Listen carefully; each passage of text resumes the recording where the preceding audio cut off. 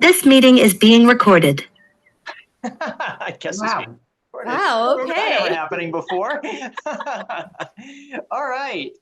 Well, hi, everyone, and welcome to the May 2024 meeting of 5 Miles from Anywhere. And today we have my friend and BSI classmate, Rudy Altergott, as our presenter. And I will say, there he is, yeah, giving us the peace sign there. And I will say more about Rudy when I introduce him. I promised him everything will be positive, and it will be. Okay. Okay, I think everyone's in now, so I'm going to share my screen and we'll get started. Okay. Oh, wait, nope, Jeff's coming in. I just got to move over. Okay. And I'm going to actually go. All right. So here's our agenda for today. I do have a few announcements to make at the beginning. And then as always, I'll open it up in case anybody here also has an announcement. And then we'll get to our feature presentation, and then we'll end our hour with our Q&A session. So that is our agenda for today. So first off, and I saw, oh, hold on, more people are coming in. Okay. Okay. So first off, and I know someone already said this, but happy Reichenbach Day. Okay. So yes, this is the day in 1891, as you can see from that plaque there, that Holmes defeated Professor Moriarty at the Reichenbach Falls. Even though most people refer to this as Star Wars Day, okay, May the Force be with you Day, as you can see, Baby Yoda's getting in with the Sherlockians here, so there's no reason why we can't celebrate both days today. So very excited to actually have our meeting on Reichenbach Day because it's one of the Holmesian holidays, so that's pretty cool. All right, so now here's one of my big announcements, or my big announcement for today.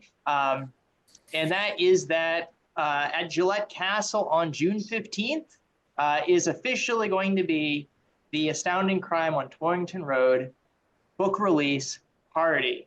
It's going to be a big event. The press release goes out next week. And you are all, if you are in the area, you are all invited to attend.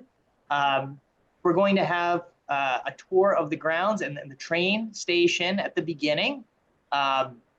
And then we're going to have several talks. I will be talking about how I reproduced the book, and it was quite the endeavor because there's only been a hardcover edition of this book in history, and it only was published once.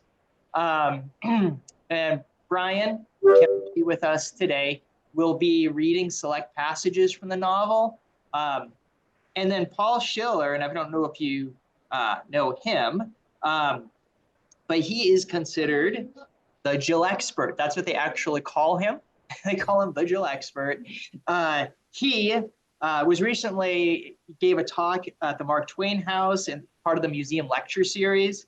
And he at that time spoke about Gillette as well. But he's going to give a big talk about kind of Gillette and what was going on in Gillette's life when he wrote Torrington Road, which came out in 1927. So that was the only time the book was ever published. But we're going to do a book signing at the time. There'll be a final tour of the grounds. And if anyone would like, at 2:15, I got all of the Gillette Castle tour tickets.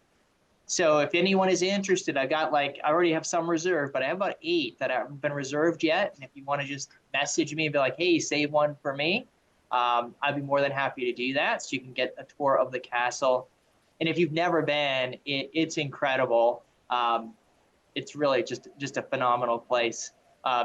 Fun fact, Scott Monty's first Silent Society meeting he ever went to was at Gillette Castle, he told me. It's a very, very important Sherlock Holmes location. I'm very excited about it. And again, it's in Connecticut, so anybody who can make it to Connecticut, you are all welcome to attend.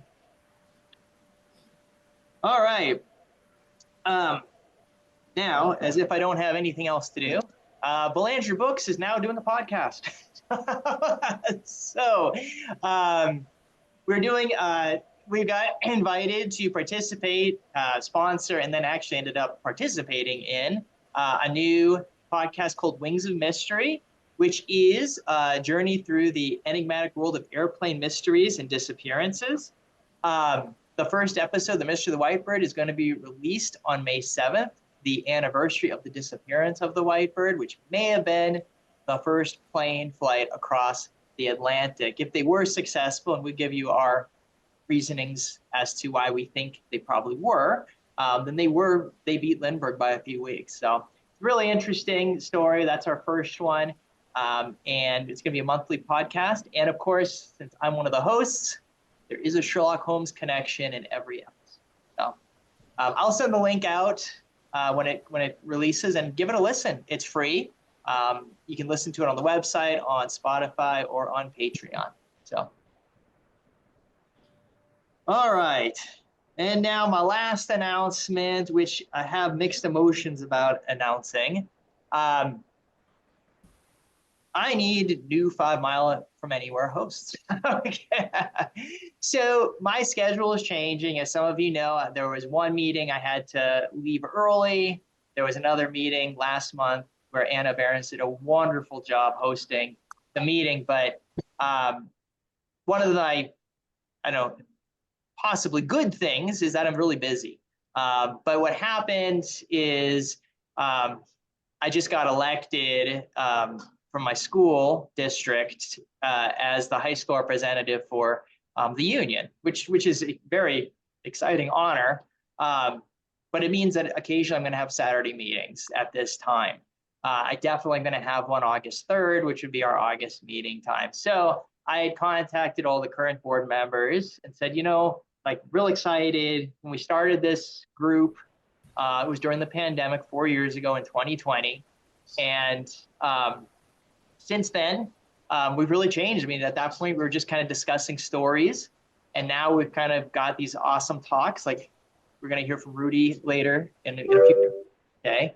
But I just want to say, if you are interested in being a host and a board member, just email or message me. I do need someone to host the August meeting. And we definitely want that because Thomas Burns, who's here, is going to talk about his new Sherlock Holmes book at that time. So really, really are hoping to get a host because I don't want to have to cancel or reschedule the meeting. So if you are interested, we'd love to have you on. It would also be cool just to kind of get the board going again, because I've kind of taken over, which was never my intention. And it would be great to just have more voices and getting some new energy into 5 Miles. So that was my announcement. I'm definitely hosting June, so don't worry about that. We always take July off. So there's definitely going to, and of course, if it just ends up being me, we'll just have meetings less frequently, but I will definitely keep the group going. Okay. All right, let me pause. I'm going to stop sharing just for a minute, just to see if there's anybody else who has an announcement for the group. If you do, just unmute and make your announcement. Yeah, this is Tom Burns. My new Sherlock Holmes book will be coming out next month. I did send you a cover, Derek, if you have it. But if you don't, that's fine too. I am doing something exciting that I've never done before. There will be a release party at a restaurant in Alexandria, Virginia on June 8th for this book. I will be sending out information about that, and I will announce it again at the June meeting if you can come. There's already an Eventbrite for it. It'll be on my Facebook page. It'll be on my newsletter. I've never done this before, so we're going to see how it works out. The proprietor of the restaurant is a thriller author, and he does this for other authors free of charge. He's a great guy. So stay tuned. And the book has 9 new stories, and I think they're all good. So I'm sure they are. All Thank you. right. And definitely send when the party comes out and everything, and I'll look. I've gotten a lot of emails lately. I don't remember seeing the book cover, but I'll send that information out to the group, okay? All right. Thank you, sir. Yep, thank you. All right, any other announcements from the floor? Jerry? I'll give one. For anyone who has extra money laying around that they don't need, coming up on June 26th through Sotheby's, if you haven't heard, the original manuscript for The Sign of Four will be going up for auction. They expect somewhere around 1.2 million for it, probably more. Also in that auction is the Sidney Paget drawing of Holmes and Moriarty's fight at Reichenbach, the death of Sherlock Holmes. That's probably going to be somewhere in the neighborhood of 750,000. But just in case you have some extra pennies in the piggy bank that you don't need.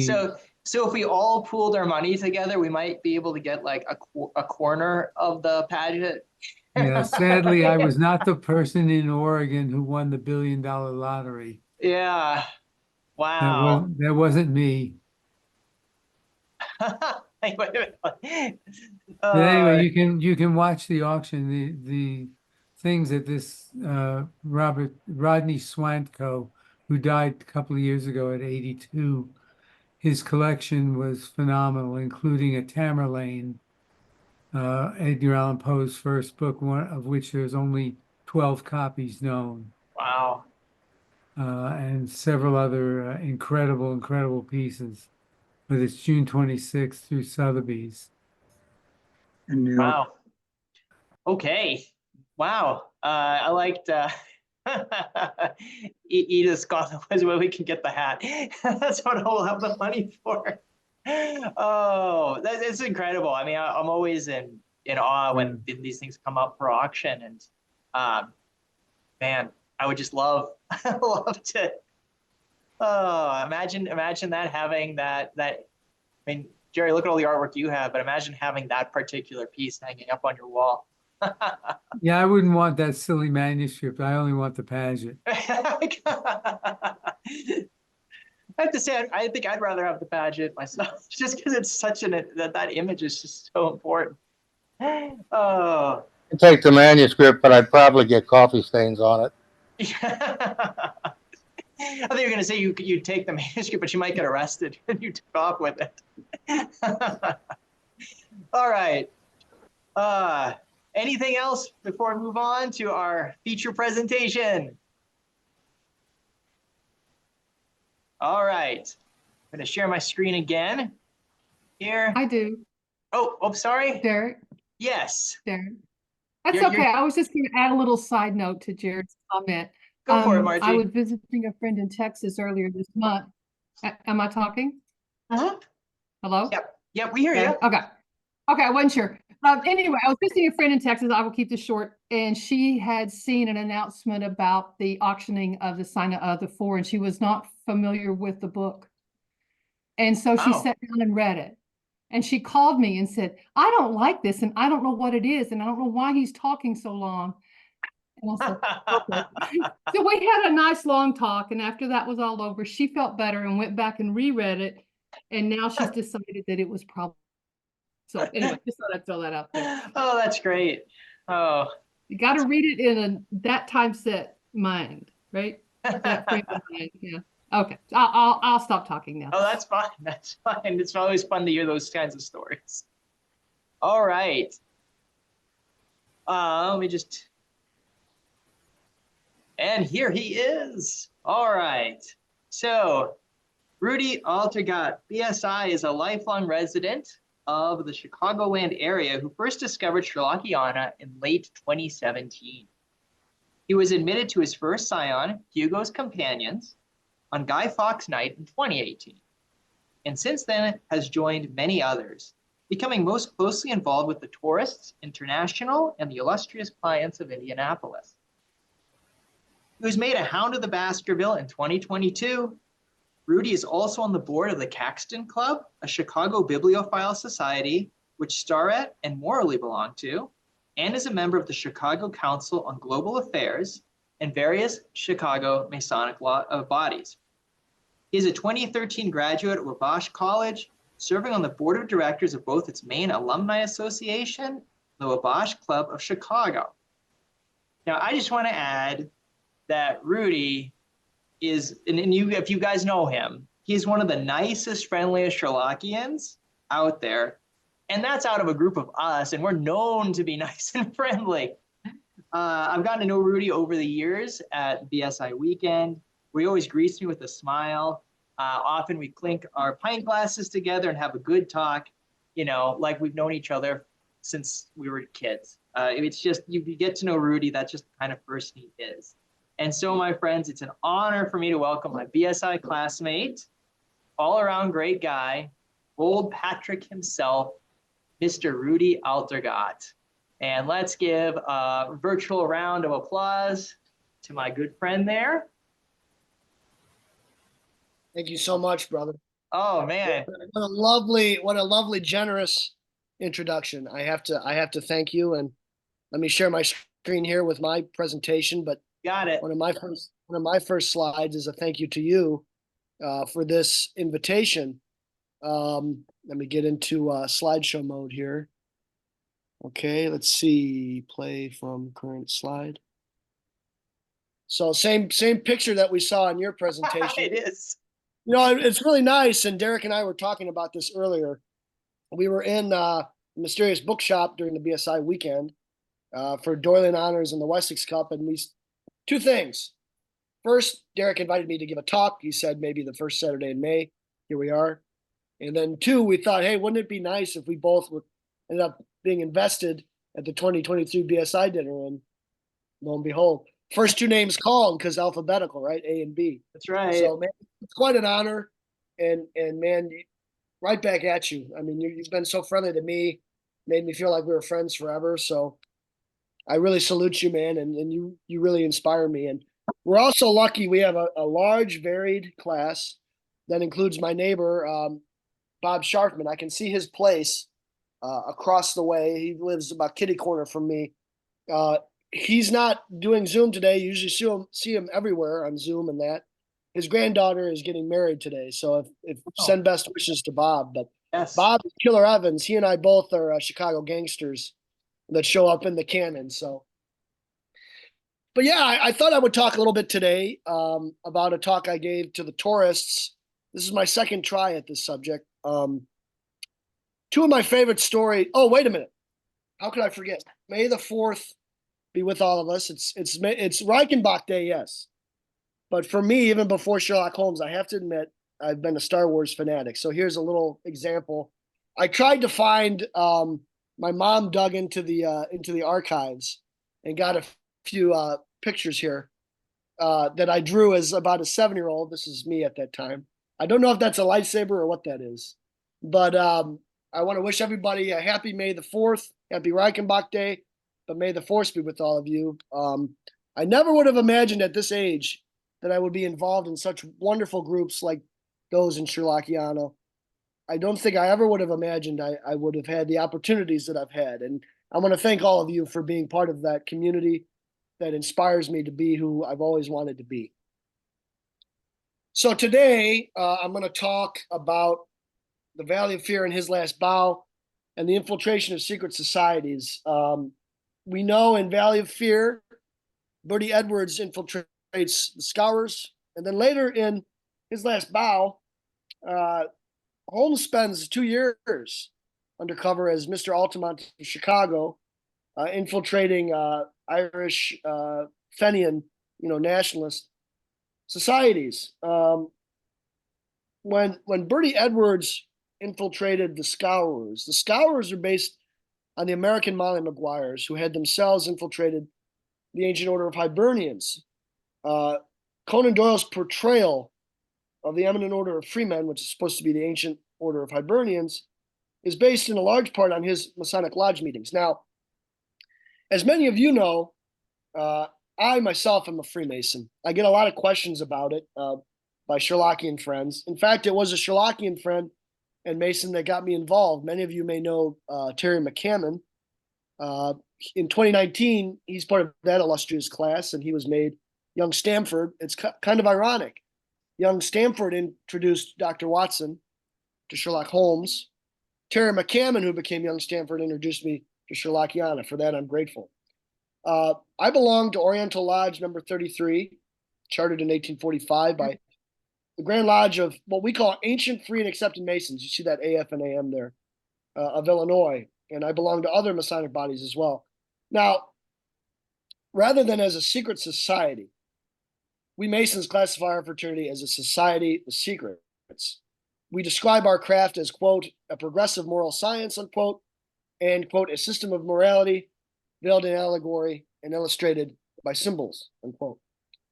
As my friend, mentor, and brother Esprent Morris puts it in his article lodged in the canon, I'll send a link to that in the chat, quote, no one is quite sure of where or even when the Freemasons originated. Some have speculated they descended from the mystery religions of the Mediterranean, or perhaps from the Roman College of Artificers, or perhaps from the Crusading Knights Templar. Most historians, however, agree that the modern social fraternity evolved during the 17th century from a trade organization of Freemasons who met in local organizations called lodges, unquote. The important date to remember is St. John's Day, June 24, 1717. On that date, the United Grand Lodge of England was founded.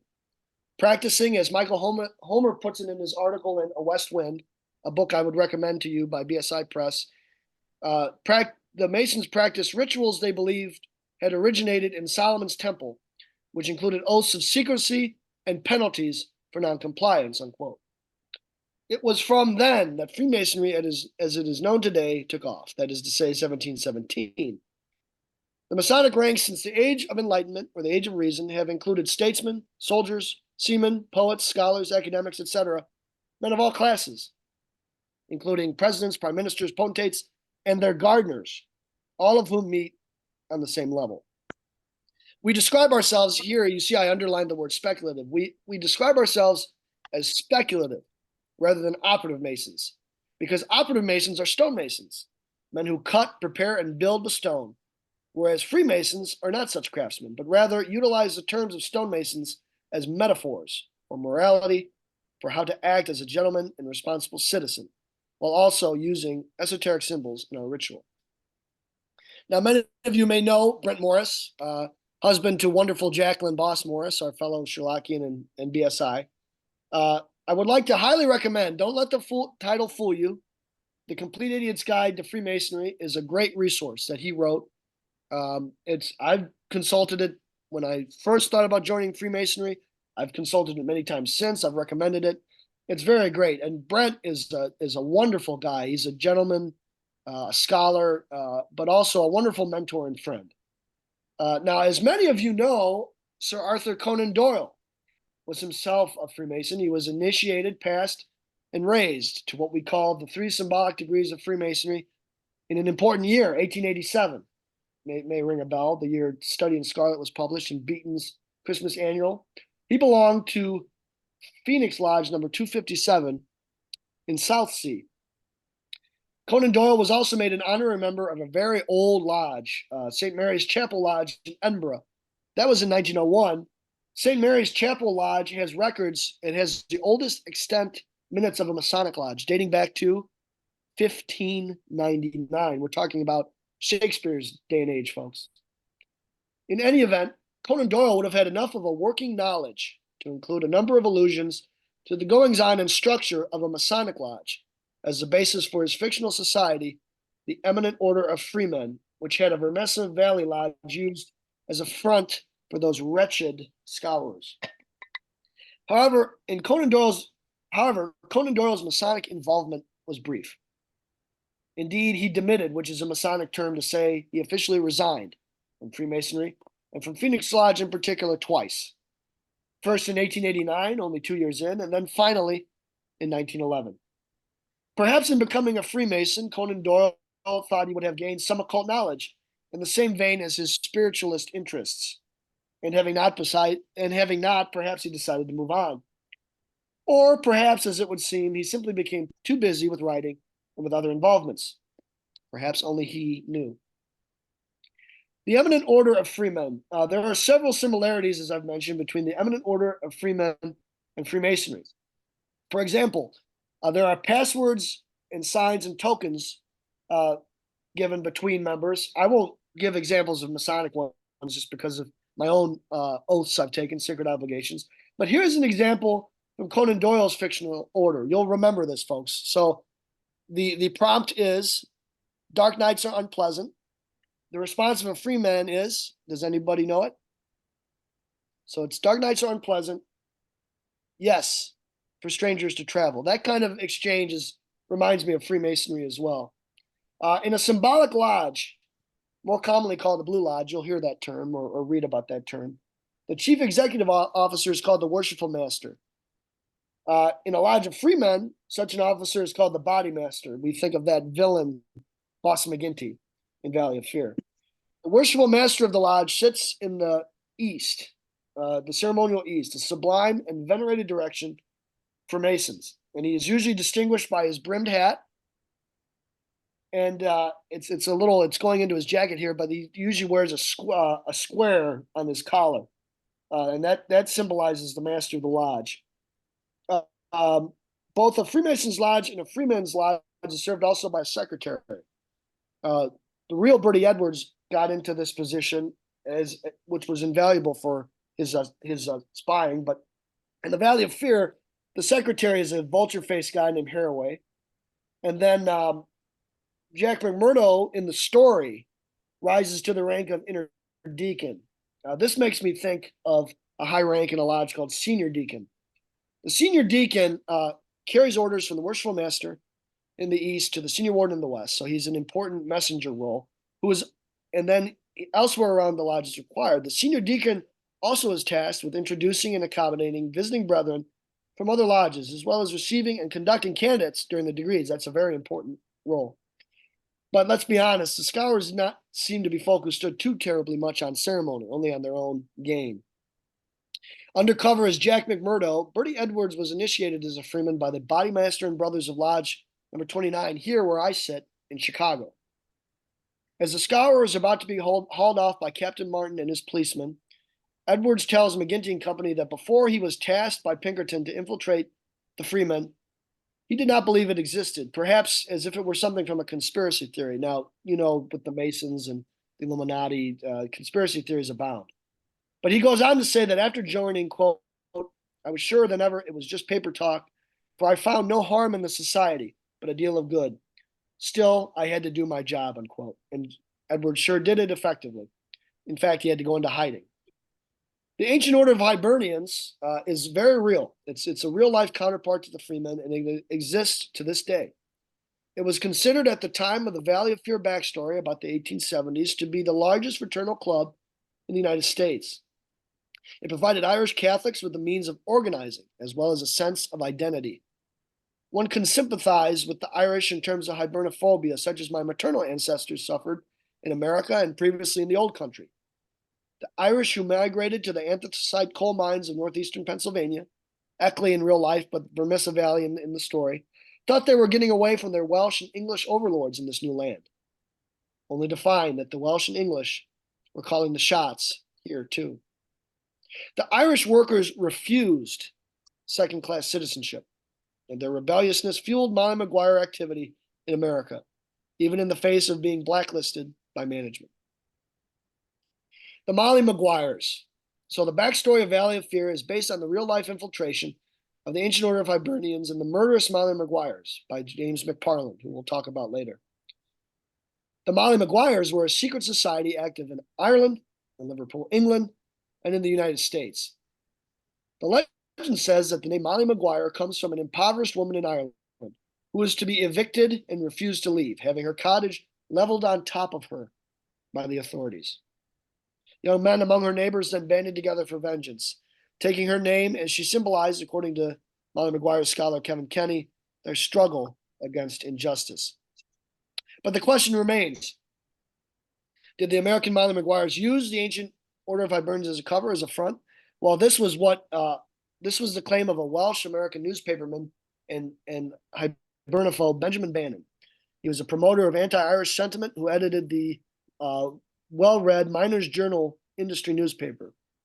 Bannon said that these evil terrorists of the anthracite region murdered for the sake of murder, creating the perception that and legend of the Mountain Maguires in America as being violent, illegal, and underground, according to Patrick Campbell, an author and descendant of one of the Mountain Maguires hanged leaders. So the similarities between the Mollies and the Scowrers.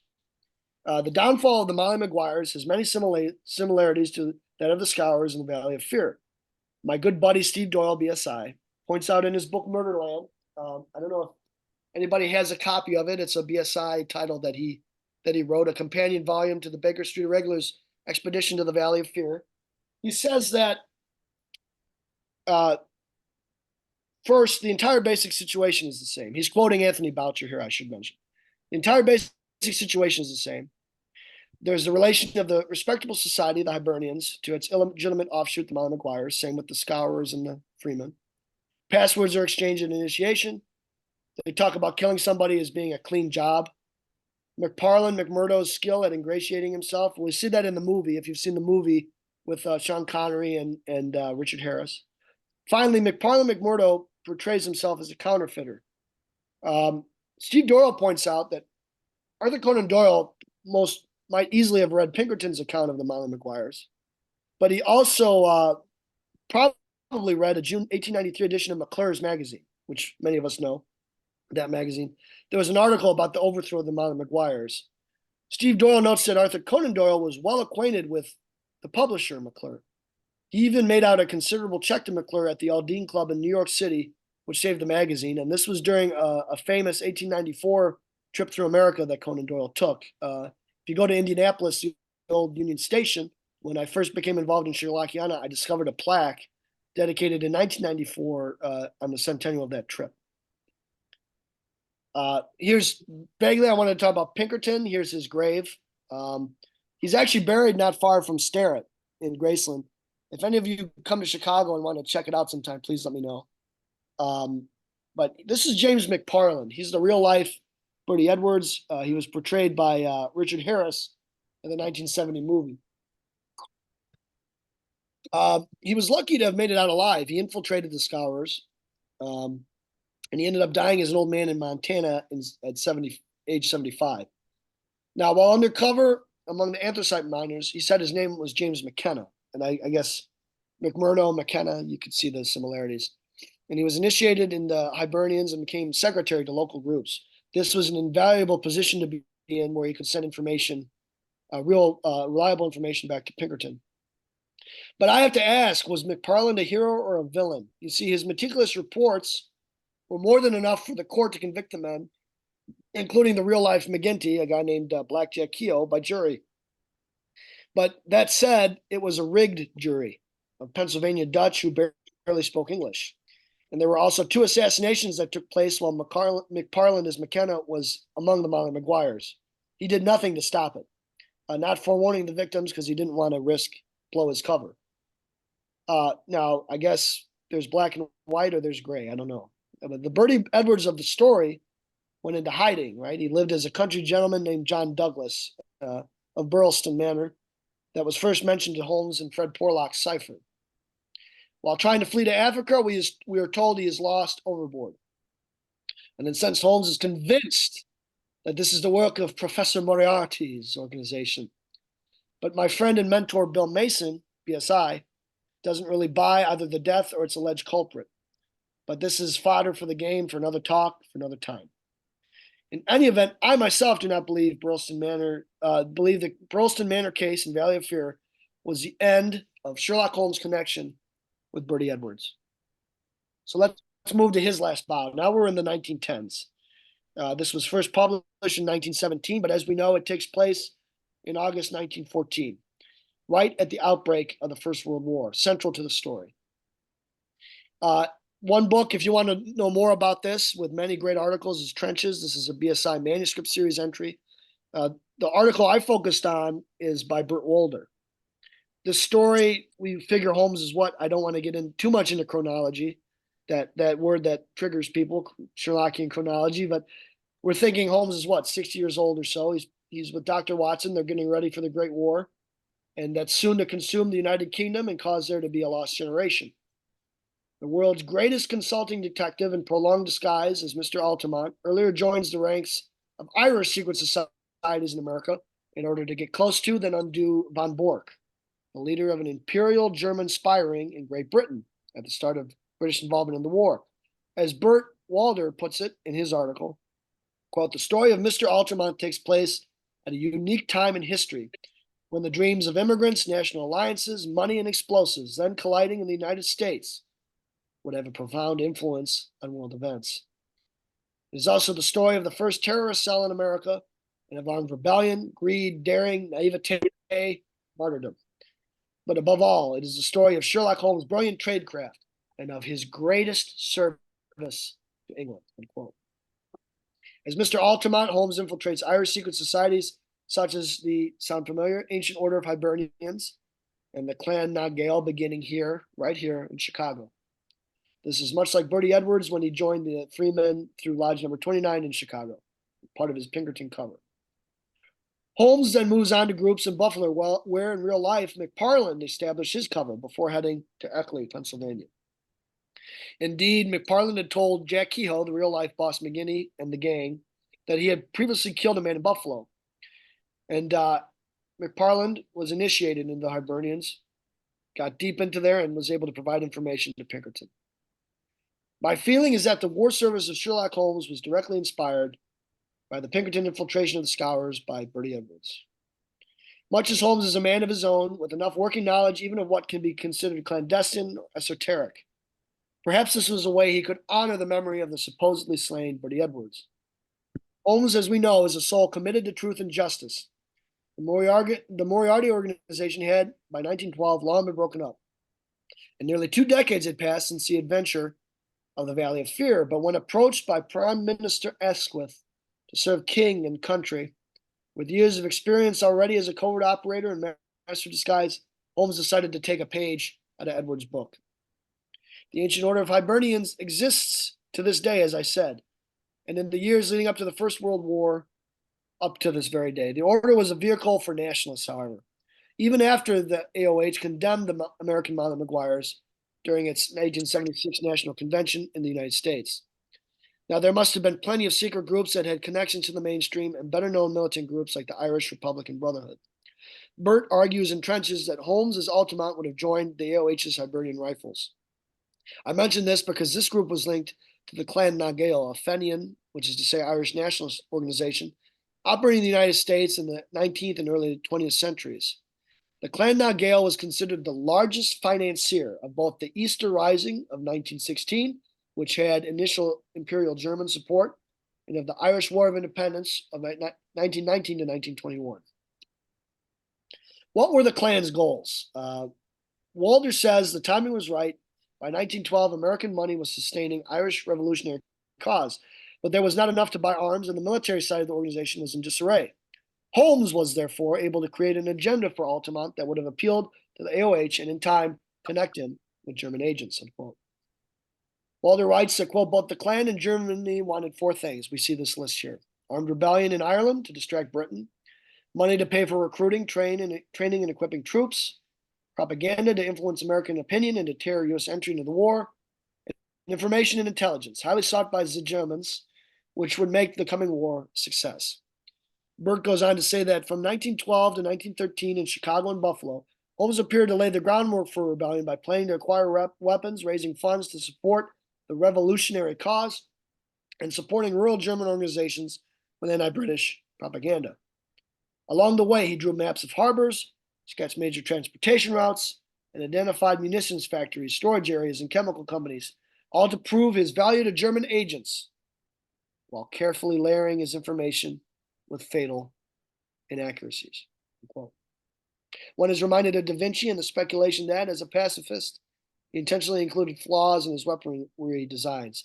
This is in direct contrast to the real-life Birdy Edwards, James McParland, who, as I mentioned earlier, allowed 2 murders to occur during his undercover watch and didn't really sabotage the effort. Holmes acted as if he was aiding the Irish nationalist cause, but at the same time not abetting it. Now, one can see where McParland had to do what he felt he had to do. At least we Sherlockians can rest assured that Holmes, as far as we can tell, did not compromise on his well-known principles while working in the service of the crown. Then came that fateful hour. August 1914. Mr. Altamont of Chicago met von Burke at his country cottage on the English coast to collect the boodle, the reward, the 500 pounds, said in his American accent. He wanted money before he handed over what was supposed to be a parcel containing naval codes, which upon opening was found to be nothing more than a copy of his practical handbook of bee culture. It was then, with the assistance of Dr. Watson, that von Burke was subdued from behind. After a brief exchange, when von Burke came to, Mr. Altamont of Chicago's true identity as Sherlock Holmes of Baker Street, London, was revealed. Quote, von Burke sat up in amazement. "There is only one man," he cried. And as Holmes replied, "Exactly." Even after 2 years in disguise, Holmes may well have continued his war service, as Burt suggests. For example, by obtaining an Imperial German code book in Mesopotamia and helping cracking its codes like he did the dancing men cipher that my investiture, old Patrick, invented, or the red circle ciphers. Had it not been for Sherlock Holmes, the Germans and their allies among the Central Powers may very well have won the First World War, who knows, and the United Kingdom and the Allied Powers may have been the losers. Perish the thought of what would have resulted from that. But at least in canonical history, thanks to Sherlock Holmes, Irish nationalists and their German backers were prevented from sabotaging the British war effort. There are certainly differences between the real-life backstory of the Valley of Fear and the canonical war service of Sherlock Holmes in the lead up to his last bow. Yet both are fascinating examples of secret societies being infiltrated by canny, wily men who were able to become intimately involved in the society's operations. In McParland's case, it was as secretary of local chapters of the Ancient Order of Hibernians, secretly working for Pinkerton and for the railroad. And this he cemented his fame, if not his infamy. In Holmes's case, it was not only the Ancient Order of Hibernians, but its Hibernian rifles and in the Clan na Gael while working secretly for the national security of Great Britain. For many of us, the reason we have such affinity for Sherlock Holmes is because of his prowess not only as a detective, but as a master of disguise and as a strategist and scientist. It is also because, as I alluded to earlier, he was committed wholeheartedly to the pursuit of truth and justice. To me, even more so than breaking up the Moriarty organization, Holmes' greatest work was in harm's way for 2 whole years during his tour of duty against the Fenians and the Kaiser in the lead up to the First World War. He had help in this from studying the experience of Birdy Edwards. This is a work in progress. I'm looking forward to presenting this again and fleshing it out more and writing an article. And I thank you for the time and allowing me to share it with you all. Thank you.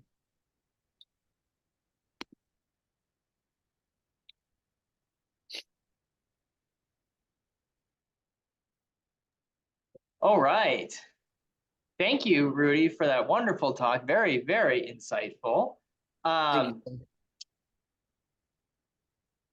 So I guess at this point, I'm going to open it up to questions. I'm just going to make it so I can see more people. I'm going to go to gallery view here. So if you want, you can just use the raise your hand feature on Zoom, or if you even want to just unmute and just say something, I'm more than happy to do it that way. It looks like Walter, did you have one? Go ahead. And looks like Tom next. I do have one, but it's a little bit on the silly side. Go When I became a young Mason in 1976, I found that the person who had to hold the most secrets in the lodge was the steward, because the old guys would bring in tons of oysters. I had to make oyster stew, but not tell their wives that I had made oyster stew for them. So that was the big deal. And I got some calls. What'd you have for dinner last night? Well, you know, I had had some bread and some different things, and I had a soup, but I never said oyster stew. So I did keep the lodge secret. I guess the doctors and the wives weren't happy with me, but that's how it went down. Brother, that is, you did your duty. All right, Tom. Yeah, Rudy, that was an excellent talk. I really enjoyed that. I wish I had heard it before I wrote the last story in my Sherlock Holmes book, which is called The Agony Column Cipher, which is about Holmes festering in the Sussex Downs in 1915 when he encounters a cipher in the London Times agony column and begins to attack and solve it just out of sheer boredom, which leads to some really interesting things, which I do not think dovetail with what you just expressed. But Hey, you know what? Let's consider it playing the game, right? I mean, there's what we don't know for sure. I can't Yep. say for certain Yep. that you're wrong. In fact, I want to read this. I wrote it down. So the agony column cipher. The book will be out in June. So yeah, it's I don't know. Dorothy Sayers wrote a book. Senior moment, I can't name it, but at the end of it, Lord Peter goes blow by blow through a solution of a Playfair cipher. And the cipher in my story is also a Playfair, but in order to not recapitulate what Dorothy Sayers so admirably did, mine has got a little bit of a twist to it. But it's I found it interesting. I also, and I don't know where I picked it up, that there was some kind of animus between Mycroft and Sherlock after the Von Bork episode. And it was kind of unspecified what that was, but that Mycroft was just sort of letting Sherlock fester out there on the downs without really involving him anymore. So I worked that into it as well. And the way I thought of it, and I don't know if I read this somewhere, that Prime Minister Asquith reached out to him, not his brother. I mean, I find that interesting. Well, that could be part of it because both of them had these egos, and and so Sherlock is the star that brought down Von Bork. Well, how does Mycroft feel about that? He should be the member of the Holmes family that's rescuing England. He is the government at many times, right? Absolutely. Well, anyway, you can see the story, and actually, if you want to drop me an email, I'm going to be sending out ARCs for the book. And my email is tom@3mdetectiveagency.com. Okay. All one word. Everybody can write that down. And I can also share that with everyone in a follow-up email. Yeah, I'll send you an ARC if you want it, and they're going out soon. I'll send that to you. Thank you, Tom. Thank you. All right, Rudy, I'm going to jump in with one, my friend. Hit me. So a few months ago, my brother gave a talk, which involves Masonry and Holmes and Mycroft. And his question, which he brought to the group, was Sherlock Holmes or Mycroft, were they Masons? And so I'm curious to know what you think. Were they? Do you think they were, for all that you've just presented, all the knowledge Holmes had? Do you think it was part of of a lodge? What I think is, and I don't know about Mycroft, I don't think Sherlock was, but I think Sherlock Holmes was so erudite, and there have been for centuries exposés about Masonry. I think Holmes either read those exposés or connected dots, so he knows all about the Masons without ever having been initiated. He's such a, you know how he does that, and he confounds people with his knowledge, but he's deduced all of it, I think. Now, Mycroft, as a government man, perhaps he was a Mason. I think Dr. Watson may easily have been a Mason of a military lodge. In fact, Crystal Knoll and I were talking about this during the BSI weekend, and she thought maybe Watson was a Mason. I do not think Holmes was. I think Holmes just deduced and connected dots. And what's that Edgar Allan Poe term, ratiocination? Yes. $50 word, But I don't think Sherlock was a Mason. I think he just connected the dots. Look at that article that I put in the chat by my hero Brent Morris. I think he says about the same, that Watson probably was, but not Holmes. Mycroft, maybe. But these are more avenues to explore. So thank you. Yeah, I think, and I think that's similar to what we had that discussion a few months back. I think that's similar conclusion to what we came to be honest with you. Right? Absolutely. All right, other questions or comments for Rudy? Comments, vibes, cheers or I, jeers. Margie? I just want to say thank you for a great talk, and I wish I could ask an intelligent question because you just have now my brain thinking about all kinds of things. And Valley of Fear has never been one of my favorites, to tell the honest to God truth. I've never made myself all the way through it.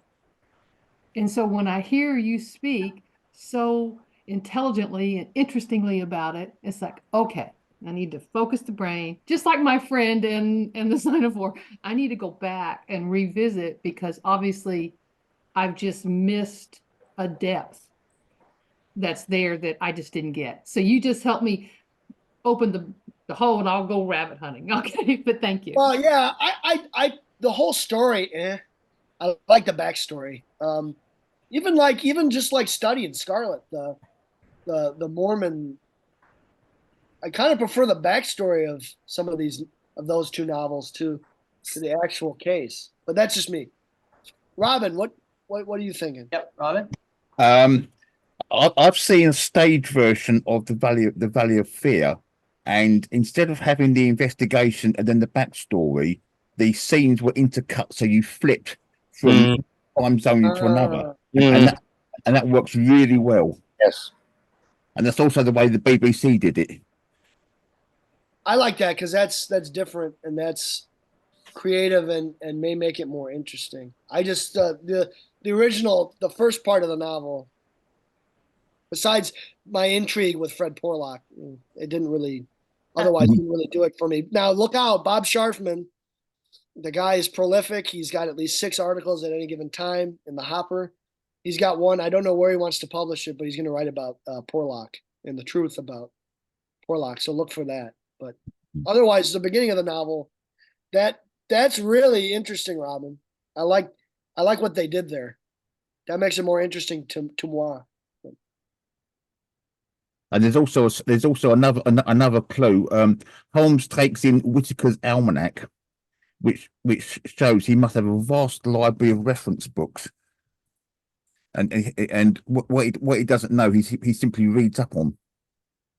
Yeah, that's so Holmes, man. I mean, it kind of reminds me. He's gone now, but Umberto Eco was kind of like that. If you ever read, I read Foucault's Pendulum. I wish it had an index, but the guy was so knowledgeable about the arcane and the esoteric, and I mean esoteric like a double entendre, like esoteric, like what the hell is he talking about? But esoteric, like interesting.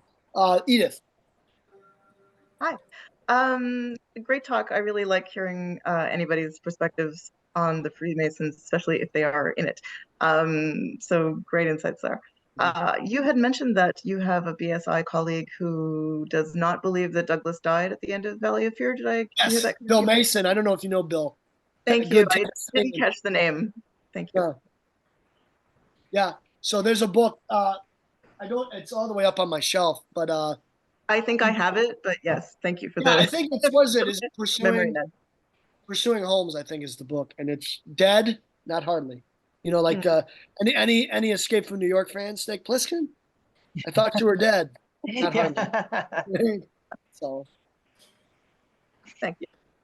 And there have been a couple of pastiches. I'm thinking one that David Markham wrote where where it's explained how he survived, you know. So there've been a couple of theories about that put forward. Hey, does that guy Markham sleep?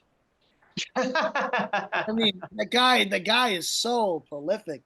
My God. I mean, I don't know. All right. Any last questions? We're almost out of time here. Could probably get at least one more in. If anyone has one last question or comment for Rudy.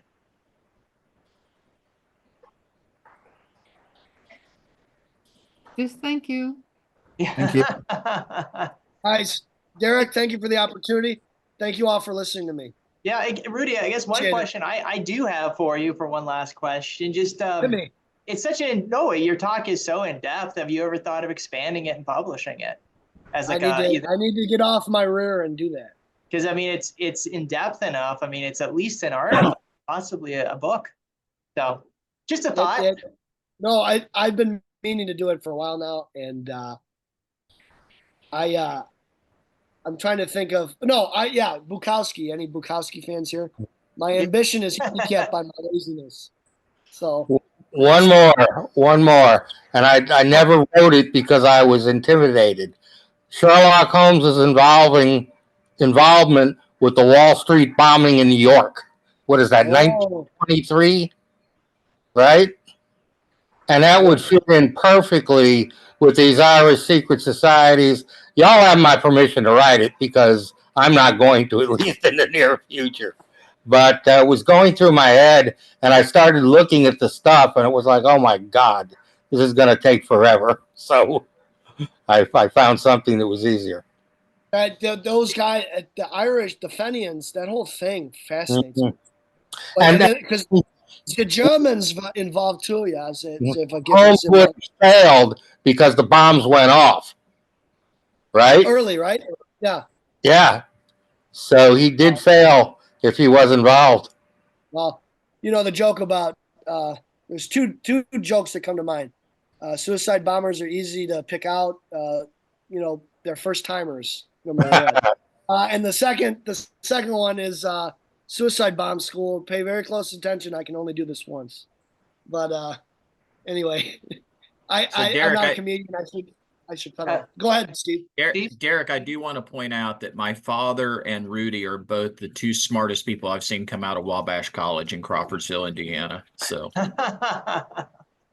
in fact, Steve has roots going back to the Revolution or that era. Revolutionary War there in that county. Montgomery County.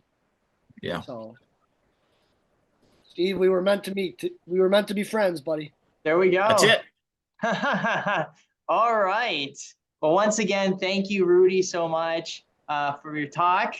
And just to quickly say what is happening next month, because I have another one of my classmates and Rudy's classmates speaking. And we are going to have, if any of you have seen the Parisian Sherlock Holmes publication, La Gazette du 221B, and I'm sure I'm not going to read any of that to you because I'm sure I'd probably butcher the French there. But Fabienne Courage, she was also part of our class, and she is going to give a talk on La Gazette and Parisian Sherlockians, and it should be a pretty interesting talk, and I'm really looking forward to that one, and that will be, I believe, on June 1st. Right before she gets really busy, because I know she's working on the French, the Olympics. So she has volunteered to give us a talk, and she said she might record some of it because her English she doesn't think is great. I think it's fantastic, but it'll be really fun. And it's better than mine. Yes. Many of us could say that about ourselves. All right. But thank you all so much. This is great. And I will see you all back here in June. So take care, everyone. And Rudy, again, thank you again, much, my friend. Thanks, Rudy. This is great. Thank you, Rudy. Thank you, Derek. Thank you. Thanks, Rudy. Bye-bye. Thank Take you. care, Derek. Bye. Rudy, Bye, good to see you. Adios.